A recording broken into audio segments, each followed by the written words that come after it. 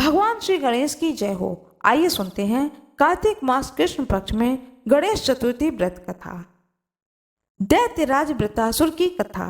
पार्वती जी कहती हैं, हे भाग्यशाली गजानन, भाषणकर्ताओं में श्रेष्ठ कार्तिक कृष्ण चतुर्थी को किस नाम वाले भगवान गणेश की पूजा करना चाहिए।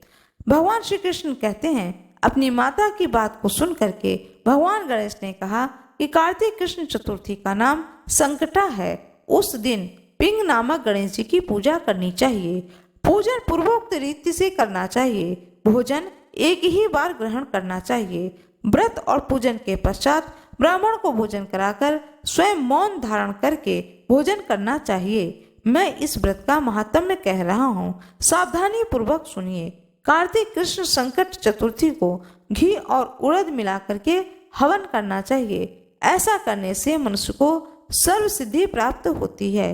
भगवान श्री कृष्ण ने कहा, वृत्रासुर दैत्य ने त्रिभुवन को जीत करके संपूर्ण देवताओं को परतंत्र कर दिया। सभी देवताओं को उसने लोकों से निष्कासित कर दिया। परिणाम स्वरूप देवता लोग दसों दिशाओं में भयभीत होकर के भाग गए। सभी देवगण इंद्र देव के नेतृत्व में भगवान विष्णु की शरण में गए। सभी देवगण की बात को सुन करके भगवान श्री हरि विष्णु ने कहा कि समुद्री द्वीप में बसने के कारण वे निरापद होकर के उच्छृंखल एवं बलशाली हो गए हैं। पितामह ब्रह्मा जी से किसी देवों के द्वारा न मरने का उसे वरदान प्राप्त है।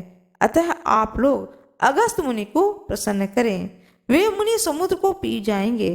तब दैत्य लोग अपने पिता के पास चले जाएंगे। तब आप लोग सुखपूर्वक स्वर्ग में निवास करने लगेंगे।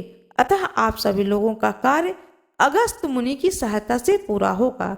ऐसा सुन करके सभी देवतागण अगस्त मुनि के आश्रम में गए और उनकी स्तुति आदि की, जिससे अगस्त मुनि प्रसन्न हो गए। मुनि ने प्रसन्न होकर के पूछा कि हे देवताओं, क्या बात है, आप लोग यहाँ पर किस लिए आए हैं। तब सभी देवताओं ने सारी बात बता दी। तब अगस्त मुनि कहते हैं कि हे देवताओं, डरने की कोई बात नहीं है। आप लोगों का मनोरथ अवश्य ही पूरा होगा। मुनि की बात को सुन करके सभी देवगण अत्यंत प्रसन्न होते हैं और अपने लोक को चले जाते हैं। इधर मुनि को चिंता हुई कि 1,00,000 योजन विशाल समुद्र को मैं कैसे पी सकता हूँ। तभी उन्होंने भगवान गणेश की स्तुति की और संकट चतुर्थी के उत्तम व्रत को विधि पूर्वक संपन्न किया।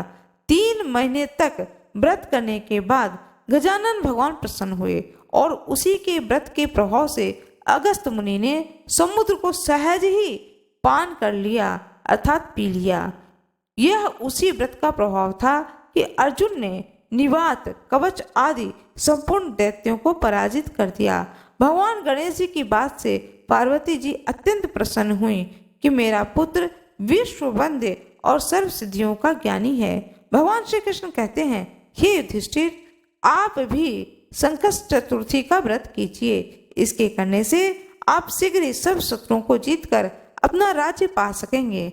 भगवान श्री कृष्ण के आदेश अनुसार युधिष्ठिर जी ने गणेश जी का व्रत किया और व्रत के प्रभाव से उन्होंने शत्रुओं को जीतकर अखंड राज्य प्राप्त कर लिया।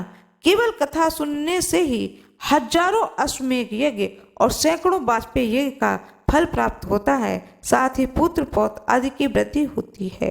भगवान श्री कृष्ण की जय हो। भगवान गजानन की जय हो। कृपया कमेंट बॉक्स में जय श्री गणेश अवश्य लिख दीजिएगा।